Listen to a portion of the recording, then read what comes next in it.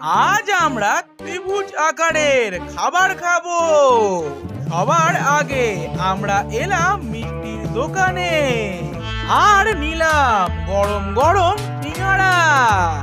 এটা খাওয়া কমপ্লিট করে বেরিয়ে পড়লাম পরের খাবার খাওয়ার জন্য। তবে বিভিন্ন দোকানে অনেক খোঁজার পরেও কিছুই পাওয়া গেল না।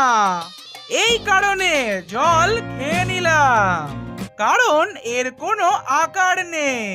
এরপর মিষ্টির দোকানে ত্রিভুজ আকারের সন্দেশ দেখতে পেয়ে ওটা নিয়ে নিলাম। তারপর এলাম কাকার দোকানে এবং আমরা নিলাম এটাকে। এরপর আমরা এলাম কচুরির দোকানে, তবে এটা গোল হওয়ার কারণে আমরা এটা খেতে পারবো না।